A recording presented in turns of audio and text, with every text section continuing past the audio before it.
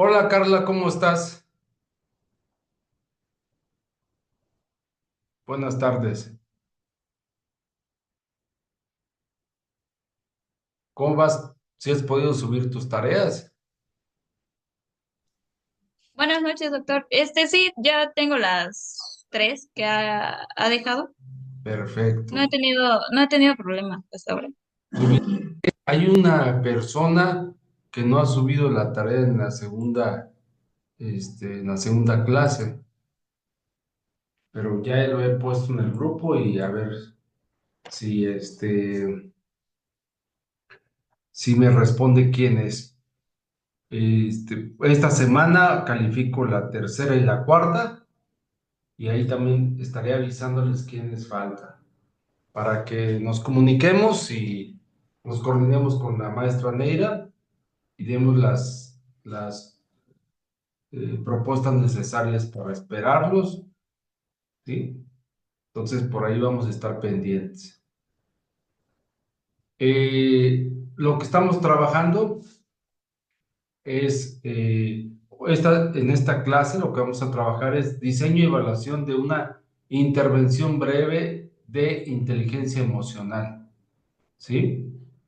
Eh, Voy a hablar rápidamente de cada uno de los puntos y durante la clase lo vamos a ir trabajando. ¿De acuerdo, Carla?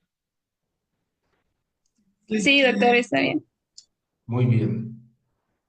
Entonces, como fundamentación teórica, la inteligencia emocional IE se entiende como la capacidad de percibir, comprender, regular y utilizar las emociones propias y ajenas de manera adaptativa. La evidencia científica ha mostrado que intervenciones breves en inteligencia emocional favorecen la reducción de síntomas emocionales, mejoran la convivencia social y potencian el rendimiento académico y laboral. ¿Sí? Entonces, una importancia que tiene trabajar con esta teoría es como la capacidad de percibir, comprender, regular y utilizar las emociones propias y ajenas de manera adaptativa. ¿De acuerdo? La evidencia científica ha mostrado que intervenciones breves en inteligencia emocional favorecen la reducción de síntomas emocionales, mejoran la convivencia social y potencian el rendimiento académico y laboral.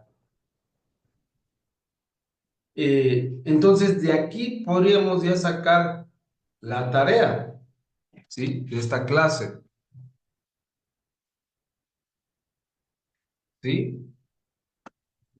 Eh, Después de haber participado en esta clase,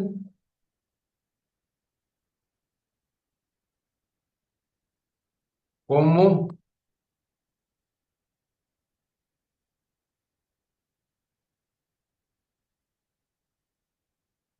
cómo mm, vas a planificar la didáctica en cada contenido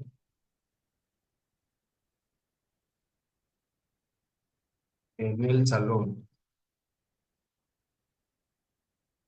de clases? ¿Sí?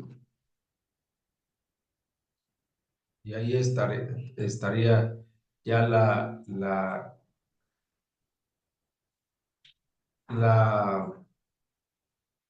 tarea que vamos a estar pensando, ¿sí? El objetivo general es desarrollar y evaluar una intervención breve de inteligencia emocional orientada a fortalecer la percepción y regulación y expresión emocional en un grupo, aquí lo vamos a poner de jóvenes adultos, con el fin de mejorar su bienestar personal y social, pero puede ser un grupo de niños o un grupo de adolescentes. ¿Sí? Carla, ¿tú qué atiendes? ¿Niños, adolescentes o... Eh, Niños, por ahora niños. Niños, Bueno, lo último que atendí fueron niños muy bien. ¿Sale? de entre 6 y 12 años. Perfecto. Entonces así queda. Es favorecer la identificación y conciencia emocional. Entonces la identificación es qué sentimientos puedes nombrar y conciencia emocional o sentimentales cuando lo estás sintiendo. ¿En qué momento estás sintiendo ese sentimiento o esa emoción? ¿Sí? Promover estrategias de regulación emocional adaptativas. En esto siempre vamos a estar necesitados de regular nuestras emociones. Desarrollar habilidades de comunicación asertiva y empatía, pero es muy importante que nos enseñen las 10 principales acciones para tener una comunicación asertiva o las 10 principales para atender la empatía, ¿sí? Porque si no nos metemos en esta dinámica, pues estamos tan acostumbrados de saber los síntomas de la depresión y la ansiedad, pero no sabemos los síntomas de la comunicación asertiva y empatía, entonces no lo podemos identificar. Y la última es evaluar la efectividad de la intervención en indicadores emocionales y sociales, ¿sí? Entonces, ahí está. La primera sesión es conciencia emocional, la segunda sesión es comprensión emocional, la regulación emocional y la expresión y la empatía. ¿De acuerdo? ¿Sí, Carla? Sí, doctor. Bueno, vamos a llevarla despacito porque solo tú estás, entonces cualquier duda me dices y paro el video o la, la la cuestión que estemos platicando, ¿sí? Sí, doctor, gracias.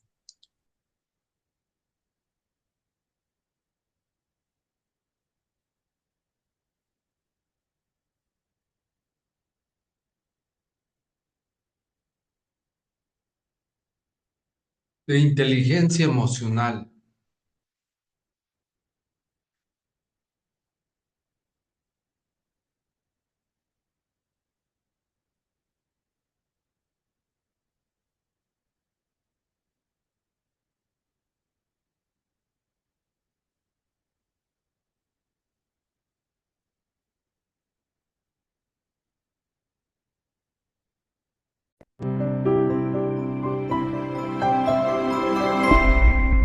Me vas, cuando tengas una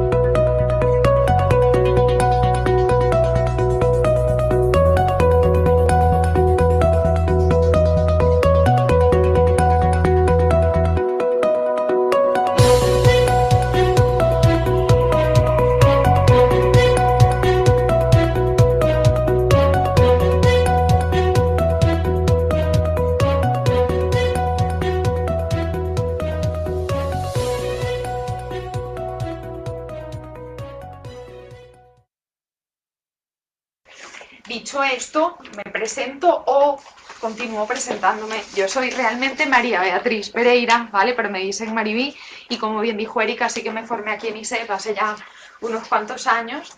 y llevo casi 6 años, sí, cumplo 6 años como psicóloga de adultos en ISEP Clinic Barcelona. ¿Qué me lleva a mí a profundizar en la inteligencia emocional? Si bien es cierto que yo provengo de una corriente cognitivo-conductual, porque realmente en ISEP nos formamos desde una perspectiva cognitivo-conductual, me he encontrado mucho la tendencia de los pacientes a no poder compaginar mente con emociones. Es decir, pensamientos y emociones suelen ir desconectados. Con lo cual, trabajar las distorsiones cognitivas me funcionaba, pero no me acababa de ser 100% eficiente. El paciente hacía un cambio parcial del pensamiento, pero la emoción o la incomodidad seguía allí. Es de esta forma como decido de alguna manera especializarme en todo lo que tiene que ver inteligencia intrapersonal e interpersonal y surge de alguna manera un enfoque de la terapia basada en inteligencia emocional. Evidentemente me baso en autores como Goleman, que ya los conoceréis, como Saloy y Mayer, que son pioneros de todo lo que tiene que ver con la inteligencia emocional, y lo que hago es recurrir a algunas técnicas no precisamente de la psicología cognitivo-conductual, pero que complementan el abordaje cognitivo-conductual. Lo que quiero dejar muy claro es que si mi orientación es esta, yo de alguna manera introduzco otros elementos que me parecen pueden permitir un abordaje más completo de los casos. ¿Vale? Dicho esto, voy a hacer un breve toque de elementos o de conceptos que son fundamentales para entender la sesión de hoy. Son conceptos que muchos de los que estáis aquí, como psicólogos o psicopedagogos, habrán tocado durante la carrera o durante vuestros másteres y especializaciones. Es decir, no va a haber tanta novedad a nivel teórico, sino que me quiero centrar más en el abordaje del caso. Dicho esto, hablamos de lo que es la inteligencia. Como vosotros sabéis, inteligencia alude a una capacidad, y es una capacidad mental en tanto a que no se puede percibir, no se puede ver, pero se puede comprobar la rapidez que tienen las personas de aprender, de tener pensamiento abstracto y sobre todo de resolver problemas y adaptarse al entorno. Es bien importante señalar que el concepto de inteligencia que manejábamos hace décadas era un concepto basado en el coeficiente intelectual y en habilidades meramente pragmáticas, ¿vale? La matemática, idiomas, arte, y ahora se involucra muchísimo o se da mucha importancia a todo lo que tiene que ver la adaptación del entorno. Es fundamental, de hecho se considera que las personas inteligentes son aquellas que curiosamente se adaptan a los cambios y son capaces de resolver conflictos. Esto nos lleva un poco hacia todo lo que tiene que ver con la teoría biologicista de Darwin y Lamarck de sobrevivencia del más apto, ¿vale? Dicho esto, el concepto de emoción también es fundamental en esta sesión. Si queremos abordar la parte cognitiva, pero considerar la parte emocional, tenemos que tener muy claro que una emoción es una experiencia, es intensa, es aguda y es pasajera. Y evidentemente involucra cambios en los sistemas fisiológicos que tenemos los seres humanos. Por ejemplo, cuando sentimos mucha rabia, la mayoría de los pacientes reportan una tensión corporal y añadido a esto también reportan como sensación de calor en el cuerpo, mientras que la emoción, por ejemplo, de la tristeza alude a un descenso en la actividad motora y a un relajamiento del sistema nervioso. Con lo cual la emoción podríamos hablar de que es una experiencia puramente fisiológica, pero que combinada con la parte cognitiva acaba generando sentimientos, pensamientos y a partir de allí, evidentemente, conductas a ejecutar. ¿Sí? Esto un poco os lo comento en líneas generales, ¿vale? Ya sabemos cuáles son las emociones básicas, sabemos que de esas emociones básicas, las que son más abordadas por la frecuencia con la que se experimentan son la alegría, el enfado, la tristeza y el miedo. La vergüenza y la sorpresa, si bien es cierto que son básicas, no se abordan con tanta frecuencia a nivel de estudios o incluso a nivel terapéutico. Puedes encontrarte con estas emociones en una menor proporción, ¿vale? Y ahora sí, básicamente lo que intento hacer con mis pacientes es un procesamiento que yo llamo cognitivo-emocional. No puedo, como decía al principio, no puedo trabajar las distorsiones cognitivas, no puedo hablarle a un paciente de que hay una dicotomía o de que hay una generalización de pensamiento si ese paciente primero no me dice cómo se siente y qué le hace sentir ese pensamiento, porque estoy llevando al individuo a una fase superior sin haber tomado en cuenta la fase más básica, que es la fase emocional.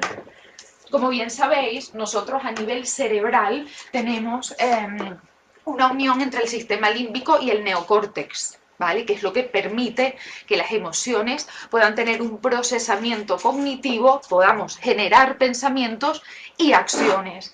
Pero también es cierto que en todo nuestro sistema nervioso hay un área de ese sistema límbico que conecta con la amígdala y es como un atajo por el que a veces se filtran las emociones sin conectar con el neocórtex, y es cuando tenemos esos puntos quizás bruscos de reacciones, de impulsividad, puede ser, por ejemplo, o incluso lo que se llama actualmente ira patológica, que a mí etiquetar no me acaba de gustar mucho, pero sí que es cierto que hay ahora mucho el concepto de ira patológica, y tiene que ver con esos atajos que hay en el cerebro en donde el procesamiento cognitivo o del neocórtex no existe. Si bien es cierto que no ocurre la mayoría de veces, hay personas más sensibles a esta impulsividad, como bien has dicho, y personas que tienen una capacidad de procesamiento límbico neocórtex mayor. Hola. Entonces, la inteligencia emocional, como bien sabéis, continúa siendo también una capacidad, pero realmente es una habilidad para manejar sentimientos y emociones y diferenciar entre ellos. Me ocurre con alta frecuencia que los pacientes confunden o no saben describir qué sienten. Por ejemplo, ¿qué te genera esta situación?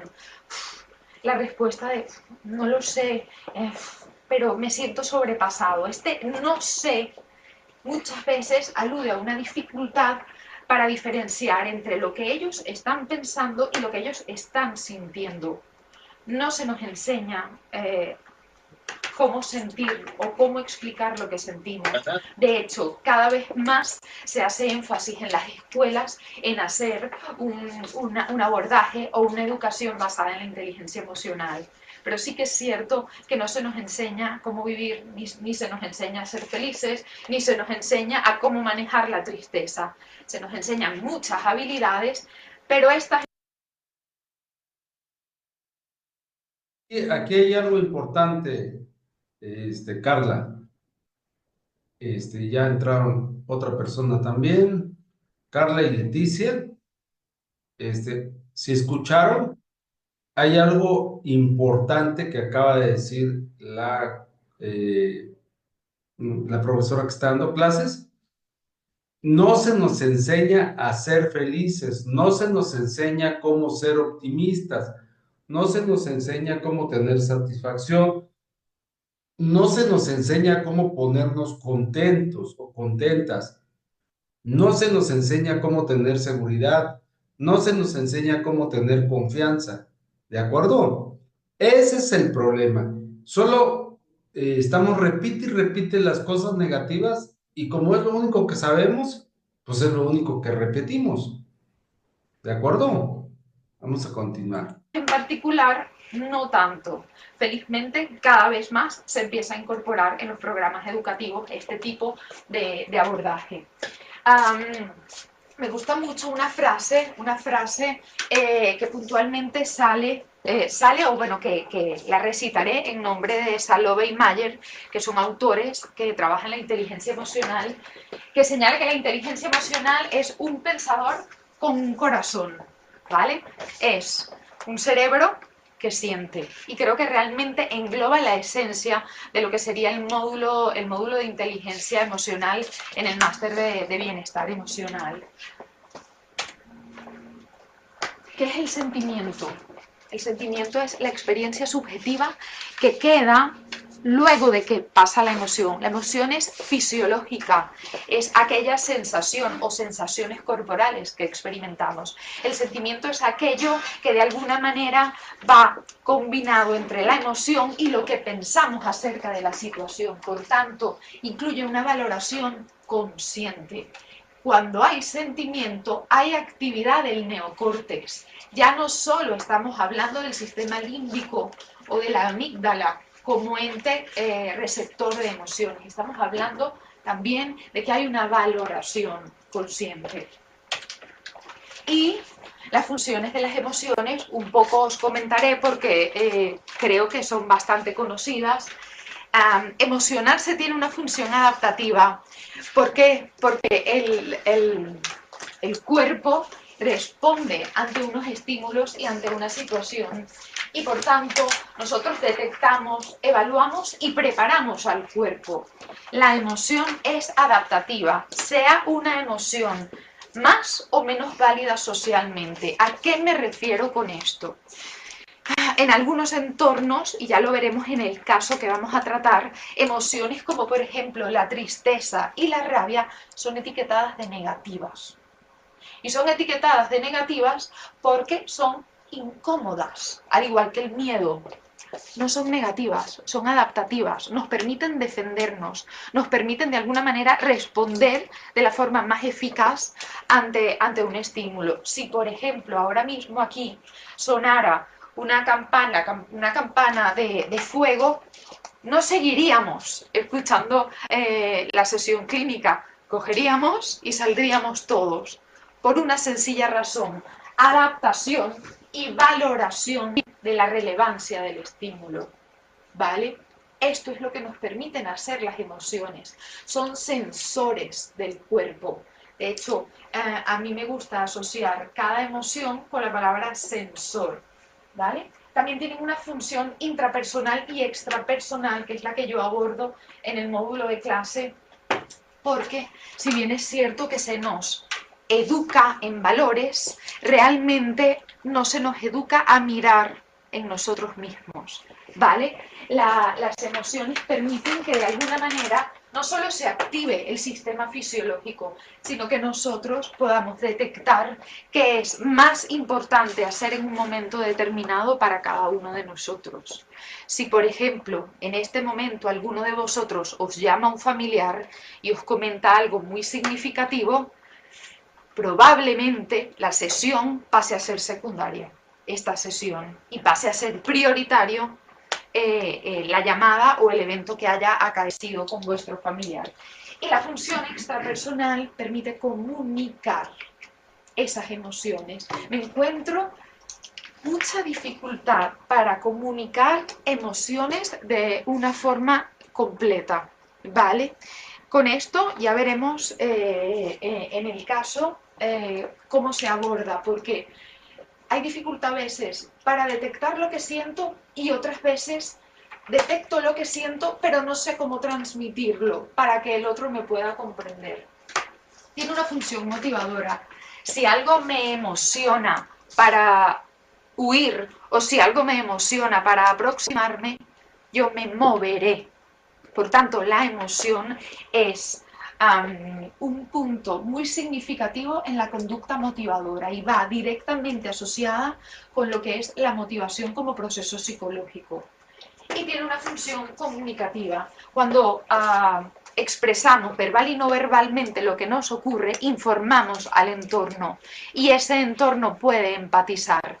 Cuando no comunicamos lo que sentimos, a veces podemos tener la sensación de que ese entorno no nos comprende. Y puede ocurrir en algunos casos, como por ejemplo el clúster C de los trastornos de personalidad, pueden en consulta sobre todo comentar el hecho de que nadie me comprende, es que me siento un poco fuera del entorno, un poco fuera del mundo.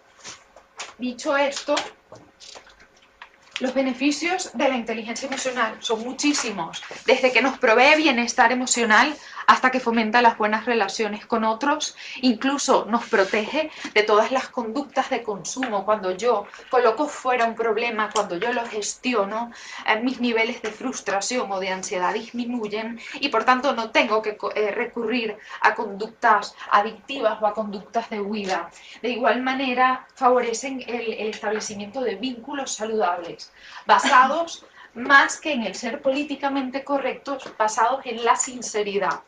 Cuando hablo de sinceridad, me permito añadir un término que utiliza una paciente que dice: estoy un poco cansada de los sincericidas.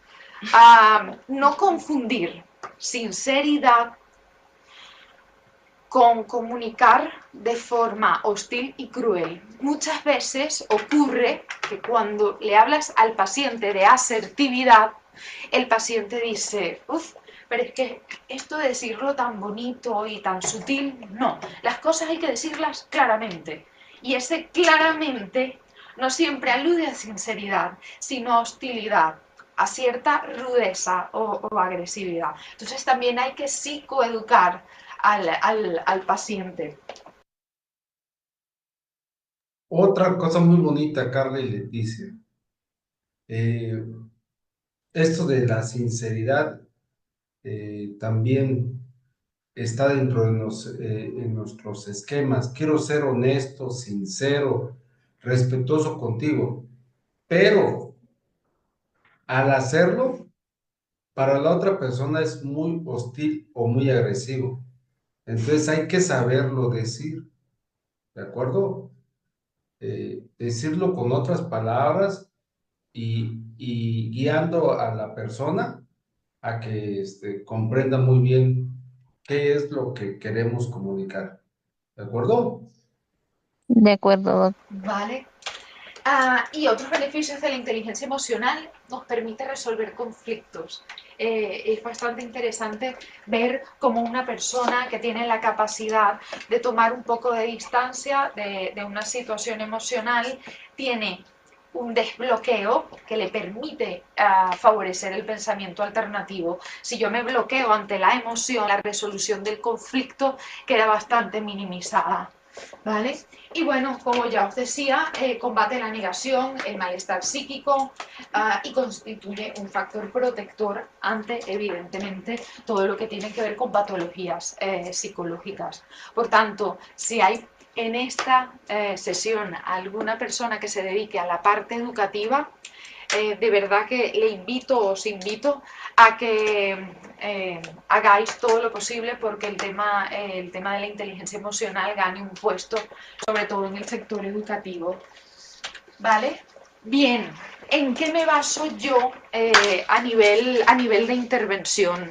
Yo tomo, para abordar a mis pacientes, evidentemente, todo lo que tiene que ver con la psicología cognitivo-conductual, todo lo que tiene que ver con la detección del estímulo, de la implicación que tiene en el organismo y de las consecuencias que la situación genera en el individuo. También trabajo las distorsiones cognitivas, pero sobre todo yo inicio el proceso terapéutico desarrollando las habilidades de percepción y expresión emocional. ¿Qué implica esto? Reconocer qué estoy sintiendo, darle una etiqueta a esa emoción, y darle una etiqueta, simplemente el decir me siento triste, ya tranquiliza muchísimo al paciente. Cuando el paciente llega a la consulta y dice: es que me encuentro fatal, estoy sobrepasado, y consigue etiquetar y decir estoy triste, es como si empezara a entender un poco el proceso por el que transita. Por tanto, el yo poder detectar lo que siento rebaja muchísimo la tensión.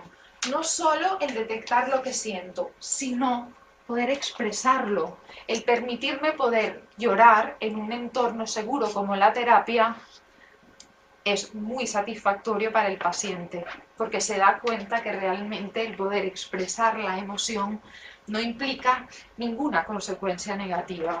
Entonces, yo trabajo mucho esto, el percibir, el valorar y el poder expresar lo que siento en la consulta.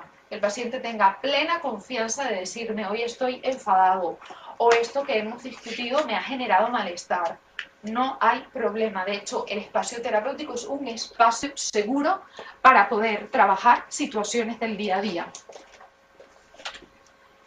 Una vez transcurre todo lo que es la percepción, que yo lo trabajo con lo que es el diario emocional. Siempre le pido a mis pacientes que tengan o una libreta o una especie de diario, pero no un diario en donde se relata lo que me pasa en el día, no. Un diario en donde yo registro el cómo me estoy sintiendo. Hola, perdón, bienvenida. Una vez la habilidad número 1, que es la habilidad de detección emocional, yo la veo desarrollada, paso a la siguiente habilidad, que es la habilidad de facilitación y uso de las emociones. ¿Qué implica esto? Trabajo con el paciente, redirigir la atención hacia estímulos relevantes. A veces el paciente, cuando llega sobrepasado, te cuenta que todo es negativo. Es que me ha pasado todo y todo es malo. Un momento. ¿Realmente qué es importante para ti de esta situación? Que el vecino no me saludó hoy es importante. Mira, es incómodo, pero no es importante. Que tengas un conflicto con tu pareja es importante. Sí, vale. Vamos a coger esta situación y vamos a abordarla.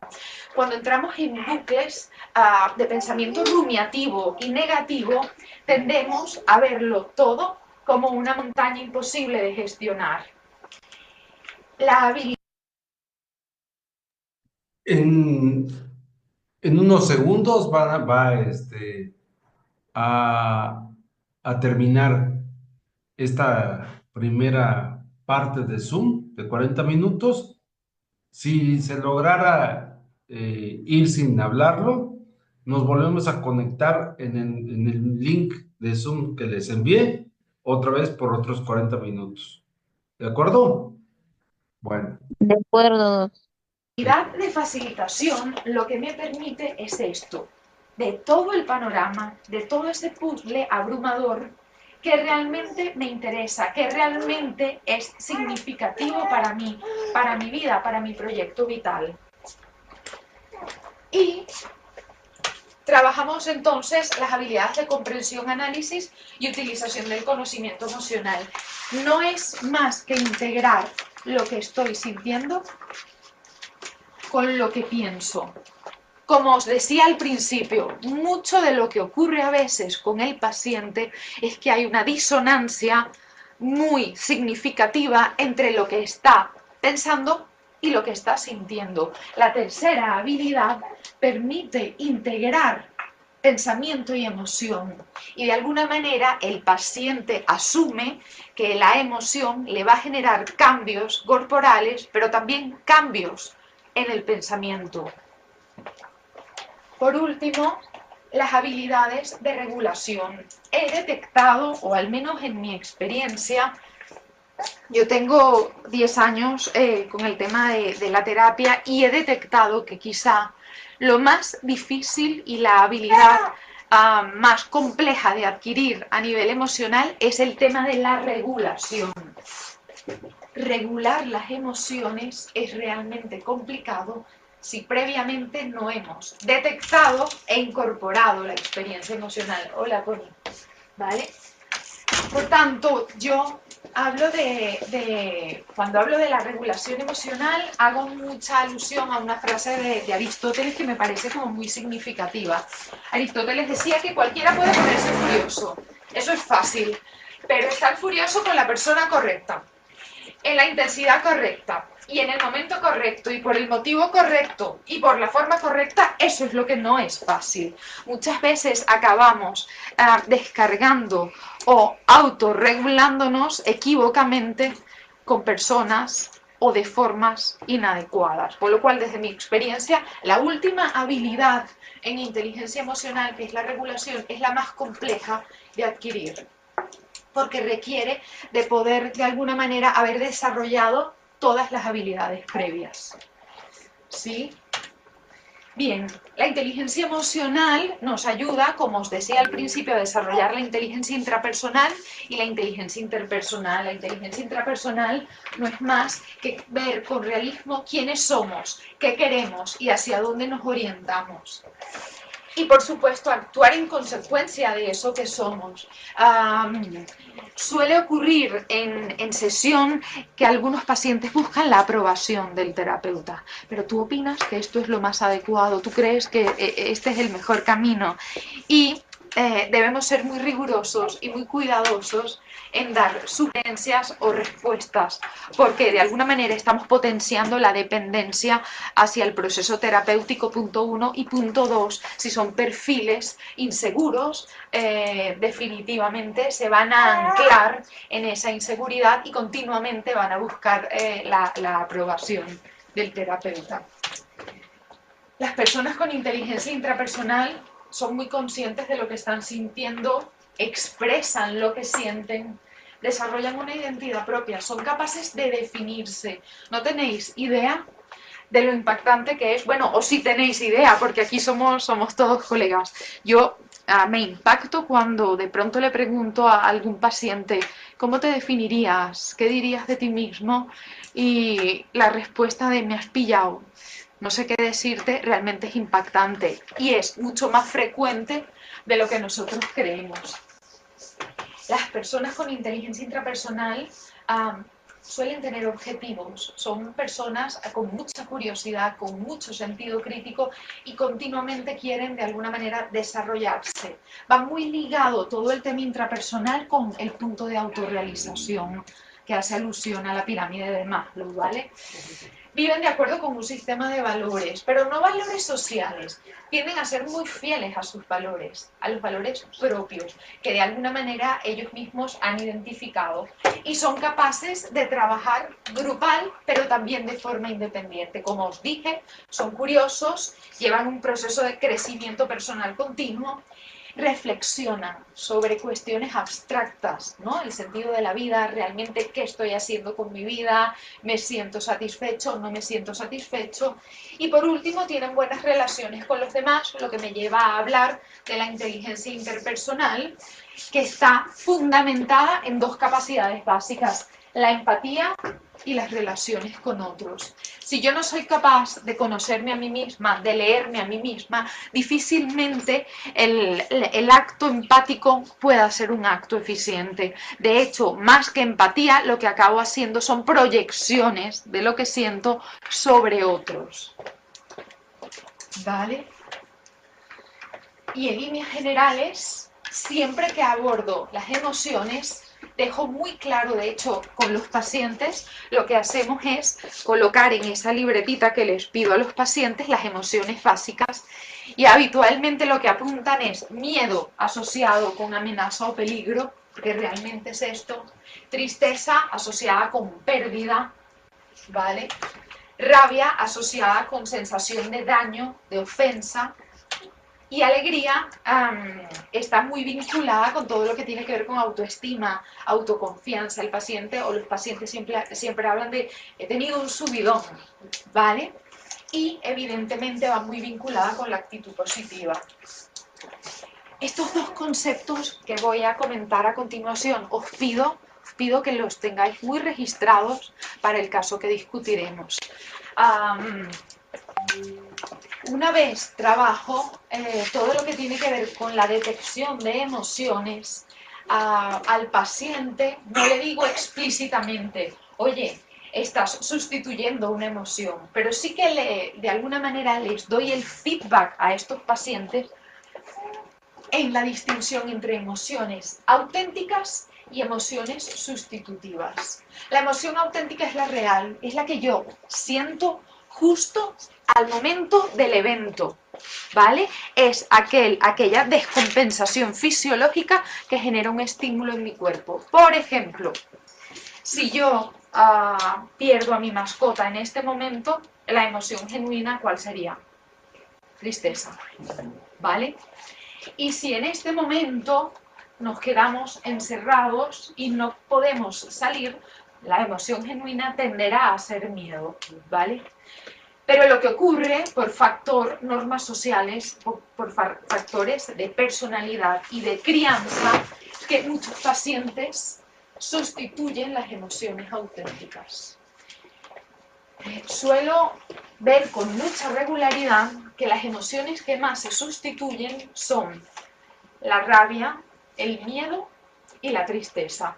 ¿Vale? ¿Y por qué se sustituyen? Se sustituyen por otro tipo de comportamientos, otro tipo de emociones.